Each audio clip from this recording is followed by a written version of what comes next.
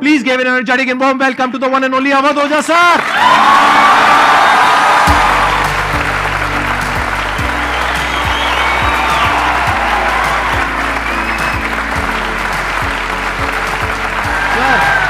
Hello sir, क्या हाल चाल?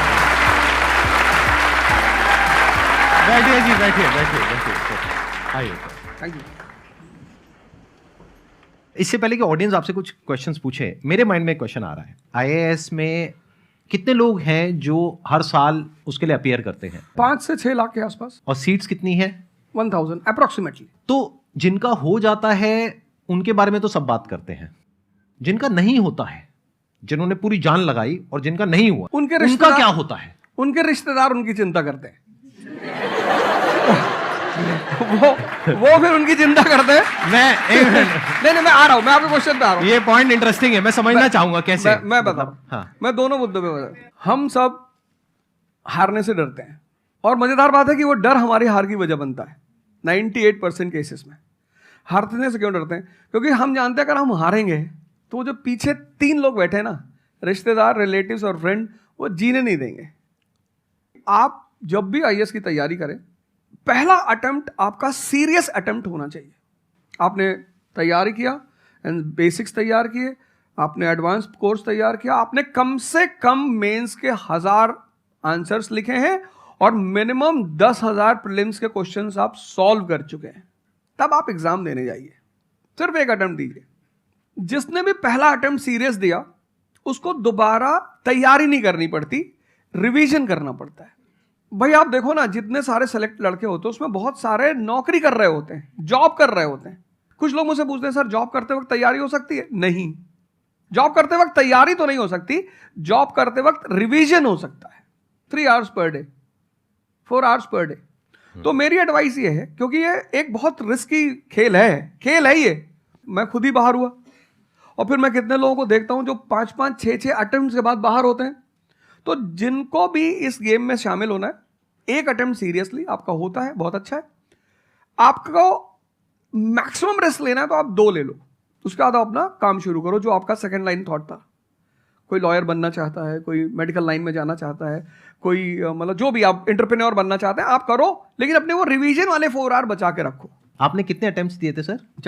4 attempts आपने दिए थे। और आपने कहीं से कोचिंग ली थी, यानी लाखों रुपए दिए थे कोचिंग में? नहीं, तब लाखों नहीं थे, तब हजारों थे। अच्छा, हजारों रुपए आपने खर्च करे थे, और आप एक मिडिल क्लास बैकग्राउंड से थे। तो टोटल 4 साल में आपका कितना पैसा लग गया होगा? रहना, खाना, पीना, और आपने तो पूरी तैयारी करी होगी, साथ में कुछ और नहीं किया होगा? I think so. कुछ नहीं किया, बिल्कुल। तो कितना आपका 4 साल में अच्छा खासा पैसा 5-6 लाख रुपए लगे। 5-6 लाख रुपए उस समय लगे। आज के समय पे अगर किसी को कोचिंग लेनी है तो आई थिंक इससे 3-4 गुना, 5 गुना आराम से लगेगा। तो 15-20 लाख रुपए उस इंसान का लग गया, और वो है एक मिडिल क्लास बैकग्राउंड से। अब वो कहीं ऐसा तो नहीं कि वो ना यहाँ करा ना वहां करा 4-5 साल बाद? हाँ, वही मैंने कहा कि अब आप, जब हमारे समय तो ठीक था, अब आप रिस्क पूरा नहीं ले सकते। You have to be cautious. अब इनको कॉशियस होना पड़ेगा कि ठीक है, जैसे बड़े सारे लड़के क्या करते हैं, वो 1-2 अटेम्प्ट ऐसे ही देते हैं। अब तो इनके पास 6 अटेम्प्ट है। ओबीसी हैं तो और ज़्यादा है, SC ST हैं तो और ज़्यादा है। और मैं कहूँगा आप किसी भी कैटेगरी से आते हैं, आप 2 अटेम्प्ट से ज़्यादा कभी मत मानिए। ये पॉइंट बहुत अच्छा है कि आइडियली आपको अपने माइंड में ये रखना है कि एक ही अटेम्प्ट है मेरे पास में, मैक्सिमम अगर आपकी फैमिली अफोर्ड कर सकती है तो 2 अटेम्प्ट है। उसके बाद में अपने काम पे ध्यान देना है, और इसको एज अ रिवीजन की तरह देखना है, मतलब इसको साथ साथ में चलाना है।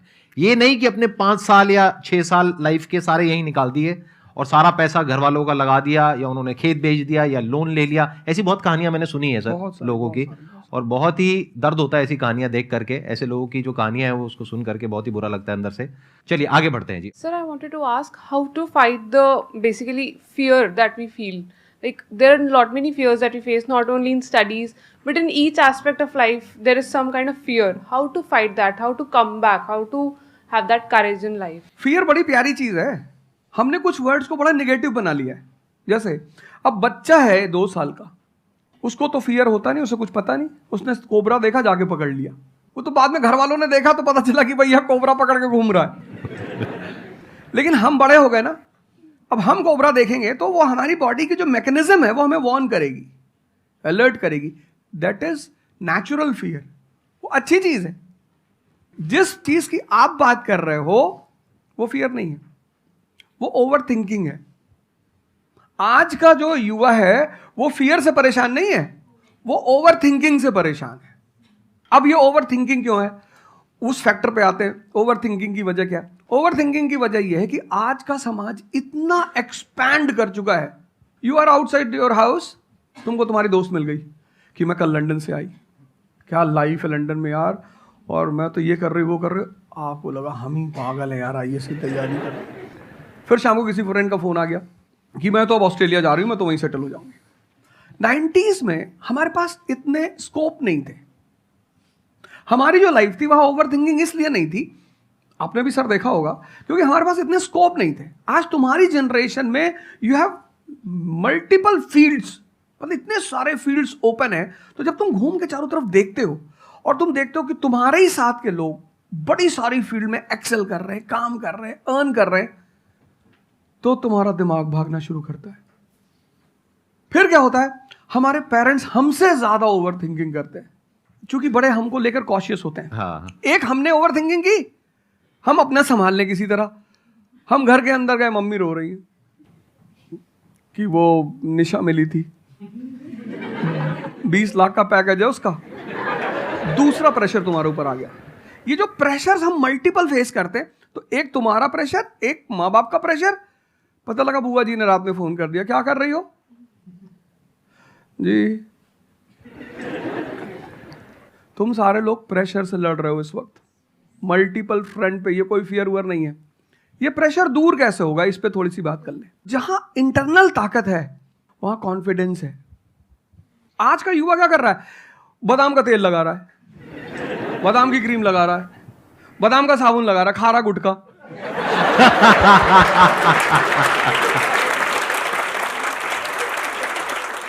आप लोगों को चूंकि हर तरफ प्रेशर झेलना है, तो प्रेशर झेलने का सबसे अच्छा तरीका होता है इंटरनल पावर।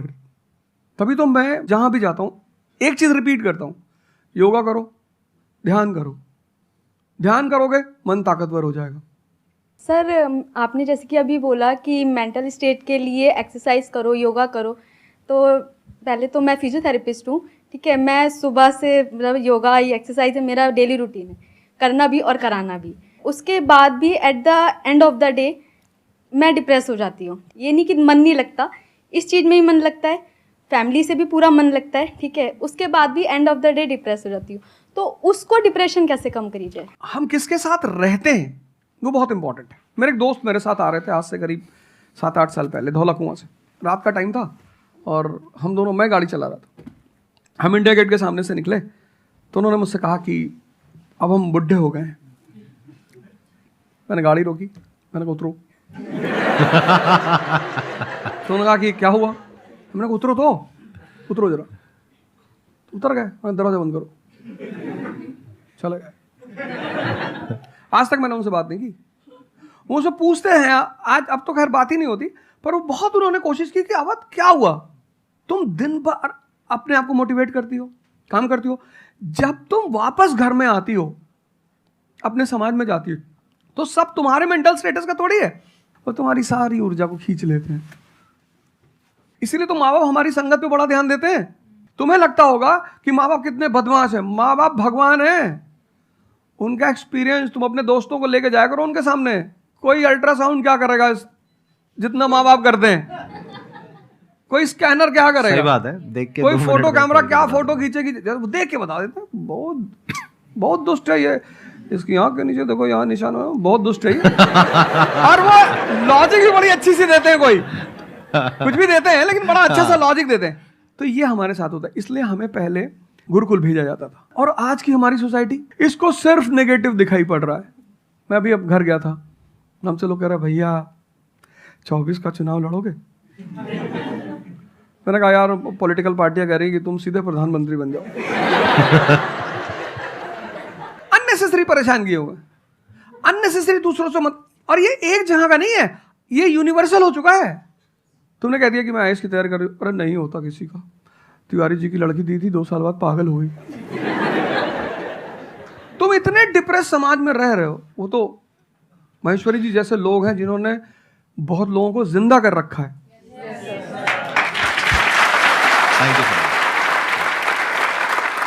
जब आपको कोई सहारा नहीं होता, आपने टाइप किया संदीप महेश्वरी, एक वीडियो आ गया, आप रिलैक्स हो गए। जब आप इन्हें सुनते हो तो आपका टेम्परेचर हाई होता है।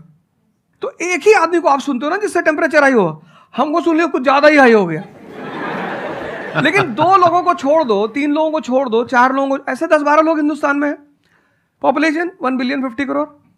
तो तुम 10 लोगों को सुनो और बाकी जो तुम्हारे साथ 500 जुड़े हैं वो तुम्हें तो नीचे ही ले जा रहे हैं। इससे बचो, अपनी सर्कल को थोड़ा सा रिजर्व करो। तुम किससे बात करते हो, कौन सा लिटरेचर पढ़ते हो, लिटरेचर पर ध्यान दो। जैसे मैं रश्मिरथ पढ़ता रहता हूँ, खाली हुआ प्रसादों के कनकाब शिखर होते कबूतरों के ही घर।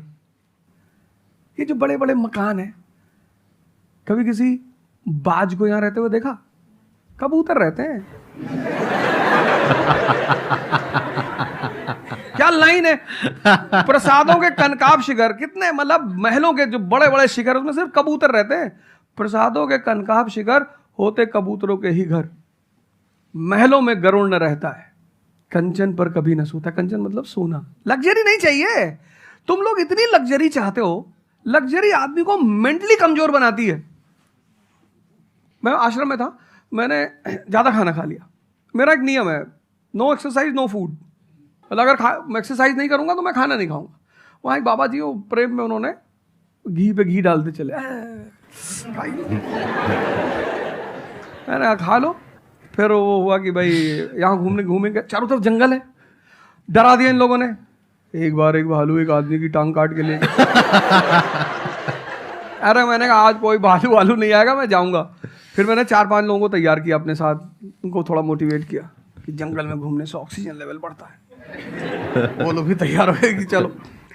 तो हमारे साथ एक साहब अमेरिका से आए हुए थे, वो भी वॉक करने निकले, बोले हम भी चलेंगे। मैंने कहा भाई साहब क्यों जा रहे हो? कहते हम भी चलेंगे। मैं उनका नाम नहीं लूंगा। 1 किलोमीटर के बाद उन्होंने मुझसे कहा मेरे बैग में यहाँ बहुत पेन हो रहा है। 1 किलोमीटर। तुम लोगों ने पता है अपने आप को कष्ट देना छोड़ दिया है। You are dying for luxury, you have become weak physically and mentally. थोड़ा थोड़ा सा कष्ट दो अपने आप को, थोड़ा टेम्परेचर हाई रखो, थोड़ा बड़े टेम्परेचर वालों के साथ रहो। हमने अपने आप को कष्ट, हम कौन सी नॉवेल पढ़ रहे हैं? Half girlfriend. अच्छी है, अच्छी है, अच्छी, मैं ये नहीं कह रहा हूं, मैं कुछ बोल देता हूं। अच्छी है मतलब आपने पढ़ी है।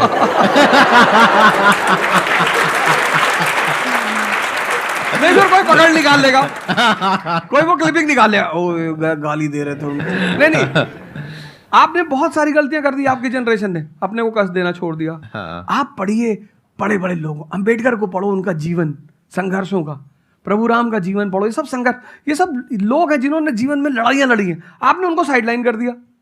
आप राणा प्रताप के बारे में कुछ जानते ही नहीं हो, आपको वो पोएम याद ही नहीं है, खूब लड़ी मर्दानी वो तो झांसी वाली रानी थी। आपको तो एक चीज बता दी, twinkle twinkle how I wonder. आप वंडर किए जा रहे हो पूरी जिंदगी में। आपने कहा कि पूरे दिन मैं अपना काम करती हूँ, दैट इज फिजियोथेरेपी जो आप करते हैं, और शाम तक आते आते आपको थोड़ा सा डिप्रेस फील होता है, थोड़ा सा डाउन फील होता है, तो उसके पीछे क्या रीजन है आप बताइए। जैसे कि मैं बाकी पेशेंट देखती हूँ पूरा दिन में, हाँ। बट जब मैं घर पे आती हूँ तो मैं अपने मम्मी पापा को देखती हूँ। ठीक है। जो मैं उनको कहती हूँ कि आपको ये एक्सरसाइज करनी है, ये करना है, आपके लिए ये ज़रूरी है, वो ये नहीं करते। तो फिर वो मुझे डिप्रेस होता है कि मैं जब सबको सही करती हूँ और मैं अपने घर में ही सही नहीं कर पा रही। आप सबको सही नहीं करते हो, आप उन लोगों को सही करते हो जो आपके पास आते हैं। हाँ एग्जैक्टली। तो अगर आपके पेरेंट्स सही नहीं होना चाहते हैं तो उनको कौन सही करेगा?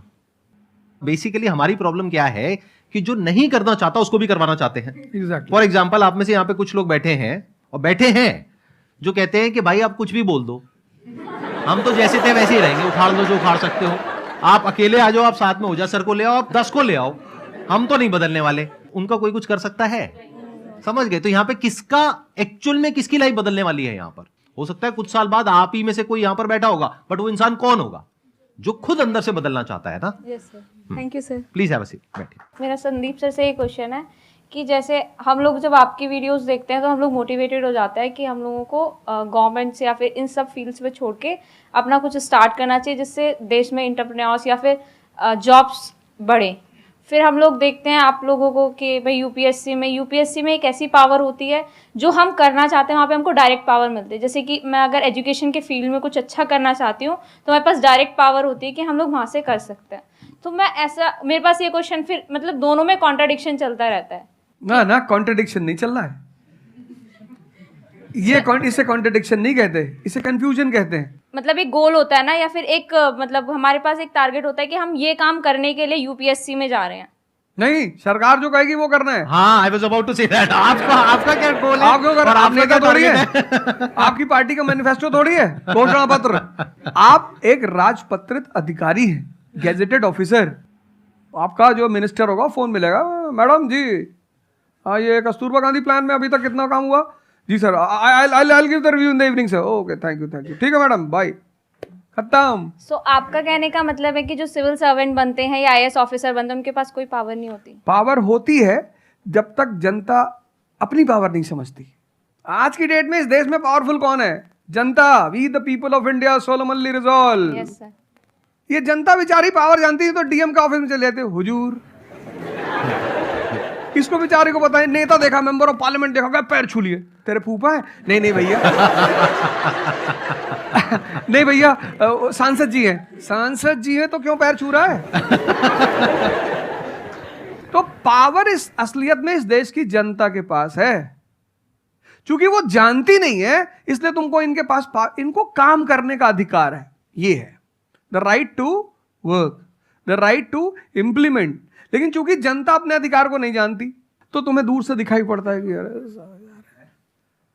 आप बेटा कंफ्यूजन से बाहर आओ, ठीक है? और ग्लैमर मत देखो। आप बेसिकली पावर नहीं देख रहे हो, आप ग्लैमर देख रहे हो। आपको जो करना है उसको डिसाइड कर लो आप, और उस रास्ते पे आगे बढ़ो कि आप कल किसी भी फील्ड के मुकेश अंबानी बन जाओ, अडानी बन जाओ, वॉरेन बफेट बन जाओ, बिल गेट्स बन जाओ।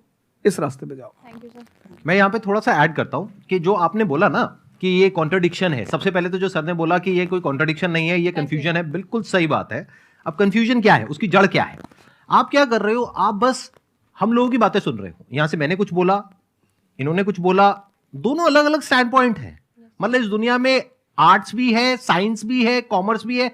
अब आप कहोगे अब तीनों में कॉन्ट्रडिक्शन है। अरे कॉन्ट्रडिक्शन नहीं है, अलग अलग लोगों के लिए अलग अलग स्ट्रीम्स है। डिपेंड्स अपॉन कि आपकी प्रेफरेंस क्या है, आपकी प्रायोरिटीज क्या है। तो आपको तीन चीजें देखनी पड़ेंगी, एक अपना पास्ट, अपना प्रेजेंट और अपना फ्यूचर। कि पास्ट में आपने कैसा परफॉर्म किया है। अगर आप पढ़ाई में बहुत अच्छे रहे हो तो आपको क्लियर नजर आएगा कि अच्छा मुझे पढ़ाई से रिलेटेड कुछ करना है, तो वहां से रास्ता क्लियर हो जाता है। बट अगर आपके दिमाग में 24 घंटे बिजनेस आइडियाज घूमते रहते हैं, जहां भी जाते हो वहां पे गोलगप्पे खा रहे होते हो, आपके दिमाग में चल रहा होता है अबे इतने पैसे ले लिए, उसमें से इतने का गोलगप्पा, इतने का पानी है, पानी तो इतना फ्री होता है, मेरे से लिया 20 रुपए, ये तो 5 रुपए का काम है, तो 15 रुपए इसके पास में गए, कितने लोगों ने एक दिन में खा लिए, इतने पैसे कमा लिए, व्हाटएवर। अगर इस तरह का आपका माइंडसेट है तो वहां पे एंटरप्रेन्योरशिप, स्टार्टअप, इन सब चीजों का बेनिफिट है।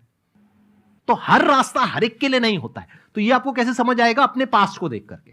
दूसरा, अपने प्रेजेंट को देखो कि आपके पास में क्या रिसोर्सेज हैं। सोचने से क्या होता है, आपको ये भी तो देखना पड़ेगा आपके पास में क्या रिसोर्सेज हैं। उसके बेस पर आप सोच सकते हो ना। कल को आप कहो कि मैं एक टेलीकॉम कंपनी लॉन्च करूंगी जो कि जियो को कंपटीशन देगी, ठीक है, सोच लो। कुछ नहीं होगा। क्या है पीछे, बैकग्राउंड क्या है, आपके पास में क्या रिसोर्सेज है, how are you going to compete. तो आप फालतू में कुछ भी सोच रहे हो ना। तो यहां पे कॉन्ट्रडिक्शन क्या है, कंफ्यूजन क्या है? कुछ भी नहीं। तो जब आपके रिसोर्सेज ही आपको अलाउ नहीं कर रहे वो करने के लिए, तो सोच क्यों रहे हो? तीसरा, फ्यूचर में आप अपने लिए कैसी लाइफ चाहते हो? जैसे सर ने कहा कि पावर नहीं मिलती है वहां पे सर्व करना होता है। इस गलतफहमी से बाहर आ जाओ कि वहां पे पावर मिल जाएगी। पावर तो पूरी की पूरी एक हिरार्की है, जिस हिरार्की में टॉप पर पब्लिक बैठी है एक्चुअल में, वो हमें पता ही नहीं है। हमारे हाथ में पावर है, किसको वोट करना है, किसको पावर में लेकर के आना है। फिर उनकी पावर के अकॉर्डिंग आगे पावर का डिस्ट्रीब्यूशन होता है, पॉलिसीज का डिस्ट्रीब्यूशन होता है, फिर उसको इंप्लीमेंट करना होता है। तो आपको देखना है कि आपको एग्जैक्टली लाइफ में चाहिए क्या है। कि अगर आपका माइंड है बहुत ज्यादा क्रिएटिव, कि आपको हमेशा दिमाग में आइडियाज घूमते रहते हैं कि कुछ अजीब करना है, कुछ अलग करना है, ये करना है, वो करना है, तो फिर वो रास्ता आपके लिए नहीं है। क्योंकि वहां पे आपके पास में पावर नहीं है, रिस्पॉन्सिबिलिटी है। But once you go in the entrepreneurship space, वहां पे रिस्पॉन्सिबिलिटी नहीं है, वहां पे पावर है, पावर टू क्रिएट। अब आपको देखना है कि एट द एज ऑफ 42, 48 आप किसके जैसा बनना चाहते हो। अगर एक टीचर बनना चाहते हो तो ये रास्ता है। उसके अलावा जिन्होंने यूपीएससी को क्रैक किया है उन लोगों को आप लाइफस्टाइल देख सकते हो। वैसे बनना चाहते हो, बहुत बढ़िया। मेरे जैसा बनना चाहते हो, बहुत बढ़िया। किसी और के जैसा बनना चाहते हो, बहुत बढ़िया। बट किस बेस पर? अपनी पर्सनालिटी को देखो ना, क्या लाइन हो रहा है। सर एक्चुअली आपका सेशन देख के मैं पब्लिक स्पीकिंग सीख रहा हूँ, तो कॉन्फिडेंस बढ़ाने के लिए जो आसपास के स्कूल है ना, स्कूल क्लासेस जो है उनके पास मैं जाता हूँ बच्चों को थोड़ा सा ये करने के लिए। तो मैं जाके वहाँ पे रश्मि रथी सुनाता हूँ, मेरे को आती है थोड़ी थोड़ी, तो मैं वो सुनाता हूँ। छत्रपति शिवाजी महाराज के बारे में सुनाता हूँ। तो उन बच्चों का मैंने थोड़ा नोटिस किया, तो वो क्या कह रहे थे मुझे कि सर जो टीचर है अभी जो सिखा रहे हैं वो बस सब्जेक्ट के बारे में बताते हैं और बोरिंग तरीके से सिखाते हैं, ना कोई एक्स्ट्रा कुछ एक्टिविटी नहीं करवाते, कुछ नहीं करवाते।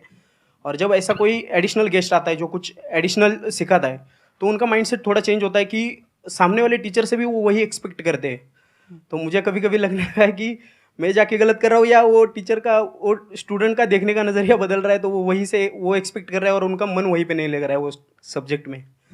तो अभी मैं क्या काम करने के दो तरीके हैं। एक, आपको काम करना ही है, कोई ऑप्शन नहीं है। एक है आप किसी भी कीमत पे काम करना चाहते हो। जैसे मैं किसी भी कीमत पर पढ़ाना चाहता ही हूं। इसने मुझे इज्जत दिया, सम्मान दिया, प्रेम दिया। मैं एक शादी में गया था 2 दिन पहले, लोग दूल्हे उल्हे को छोड़ के मेरे पास आ गए। दूसरा बेचारा फ्रस्ट्रेशन में आ गया कि यार हमसे मैसेज किया हुआ तुम यहाँ से चले जाओ। मतलब उनके भाई ने मुझे मैसेज किया, बड़े भाई ने कहा वो यार तुम यहाँ से जाओ, शादी नहीं हो रही है। मतलब वो द्वार चार वगैरह सारा प्रोग्राम था, वो सब बाहर हो जाओ सर, हो जाओ सर। तो हमारा जो देश का शिक्षक है उसके मन में कोई मोटिवेशन नहीं है कि वो क्यों पढ़ाए। जैसे हमारे घर मामा आए, हमारे उनके आने पे हम बड़े खुश होते थे कि मामा आए। क्यों? क्योंकि हमें पता था कि ये जब जाएंगे तो पैसा देके जाएंगे। इस देश के शिक्षक को, सरकार को कुछ ऐसा करना चाहिए कि उसके मन में एक मोटिवेशन हो कि 6 बजे का स्कूल है, वो सुबह 4 बजे पहुंच जाए। कुछ ना करे इस देश की सरकार, सिर्फ उनको वीआईपी का दर्जा दे दे। फिर आप देखना, पैसा तो कौन नहीं कमा रहा है, शिक्षक सम्मान चाहता है। तो मैं अपने टीचरों से पुराने मिलता हूं, तो जैसे कहीं मिल गए वो सड़क पे, मैं खड़ा हो गया, रोक दिया सब, हाँ सर, अब पैर चले, तुरंत ऐसे सीना उन्हें चौड़ा कर लेते हैं कि हमारा बच्चा है जी। शिक्षक एक दुनिया की ऐसी लॉबी है जिसको सम्मान चाहिए। आप लोग कहीं भी अपने पुराने टीचरों को मिला करो, ठीक है, हो सकता है उन्होंने आपको कभी मारा हो, डांटा हो, कुछ बोला हो, लेकिन अब आप उनको थोड़ा सम्मान दे दिया करो, उससे बड़ा उन्हें फील होगा। हमारे देश के शिक्षकों के पास इनर मोटिवेशन की कमी है। कुछ लोग हैं जो इंडिविजुअल मोटिवेटेड रहते हैं, वो करते हैं कई सारे टीचर, लेकिन वो इंडिविजुअल, कुछ लोग होते हैं ना जिनको अपने धर्म का एहसास होता है, उनके लिए वो ड्यूटी नहीं होती, वो धर्म है उनका। तो वो तो जैसे भाई आप जाके आप धर्म के रूप में कर रहे हैं, 2-4 टीचर और भी कर रहे हैं, 10 टीचर और भी कर रहे हैं, लेकिन सरकार को टीचरों को कुछ तो ऐसा करना चाहिए कि उन्हें फील हो कि नहीं यार ये हमारा देश है, ये हमारे बच्चे हैं, हमें इनको बनाना है और ऊपर उठाना है। तो अगर सरकार कुछ ऐसा कर देगी ना, सेल्फ मोटिवेशन दे देगी, अरे फिर तुम देखना इस देश के टीचरों को। सर इसमें आपसे बात करते करते ना मेरे माइंड में एक सॉल्यूशन आ रहा है, क्योंकि एज एन एंटरप्रेन्योर मेरे माइंड में सिस्टम्स एंड प्रोसेसेस घूमते हैं। मतलब मेरे माइंड में ये घूमता है कि कैसे एक प्रॉब्लम है उसको सिस्टम में कन्वर्ट कर दिया जाए, जो कि वो काम अपने आप हो जाए। क्योंकि ऐसे बहुत ही कम टीचर्स होंगे जो अंदर से मोटिवेटेड होंगे। तो ये थ्योरेटिकली तो बड़ा अच्छा लग रहा है सुनने में, बट हजारों में कोई एक आध होगा। बिल्कुल बिल्कुल। तो अब मेरा स्टैंड पॉइंट क्या है कि क्या हो अगर जैसे हम ई कॉमर्स वेबसाइट्स पे जाते हैं, वहां पे प्रोडक्ट के रिव्यूज होते हैं। रिव्यू कौन देता है? जो कस्टमर है। तो टीचर का रिव्यू कौन दे सकता है? जो बाहर बैठा है उस कमरे से वो, या जो कमरे के अंदर बैठे हैं। तो अगर कुछ ऐसा सिस्टम हो जाए, एक ऐसा प्लेटफॉर्म बन जाए गवर्नमेंट का जहां पे सारे टीचर्स लिस्टेड हो और based upon the number of reviews and the quality of reviews उनको रिवॉर्ड दिया जाए अच्छा, ऑटोमेटिकली। ये मतलब जो नंबर 1 पे आया उसकी सैलरी डबल, कि अगर उसकी 50,000 है तो 1 लाख। बहुत अच्छा सोल्यूशन। और जिसके इतने रिव्यूज आए, यानी जिसके 4 स्टार या उससे ऊपर आए, उनकी सैलरी सीधा डबल हो गई। तो फिर देखो क्या मजा आता है। फिर हिस्ट्री पढ़ाने का जो स्टाइल है ना, वो सारे टीचर्स आएंगे अवध ओझा सर के चैनल पर और आकर के सीखेंगे भाई क्या कहानी है ये, ऐसे कैसे पढ़ाएं कि बच्चे दीवाने हो जाए। और फिर अपने आप को अपग्रेड करेंगे। नहीं तो अपग्रेड करने की मोटिवेशन कहाँ है? जैसे एक एंटरप्रेन्योर होता है, उसके पास में तो मोटिवेशन होती है कि अगर मैंने अपने जो भी प्रोडक्ट है, सर्विस है या काम है, उसको अपग्रेड किया तो करते ही मेरे को इमीडिएट रिवॉर्ड मिलेगा। जैसे सेल्स टीम में अगर आप कहीं पर काम करते हो, कितने लोग सेल्स डिपार्टमेंट में है, अलग अलग कंपनी में जो जॉब कर रहे हैं, तो सेल्स में इंसेंटिव का एक सिस्टम होता है। तो वहां पर क्लियर पता होता है कि मैंने ये टारगेट अचीव किया तो ये है। तो एक क्लियर कट टारगेट होना चाहिए which is measurable, not theoretical but actual.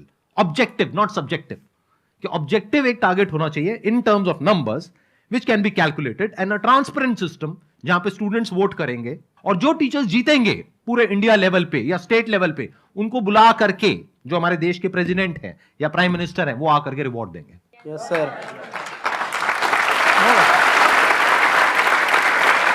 Thank you so much sir आने के लिए यहाँ पर, दिल से धन्यवाद। मुझे बड़ा अच्छा लगा आपसे बात मुझे करके। बहुत अच्छा लगा यहाँ आके। Thank you sir.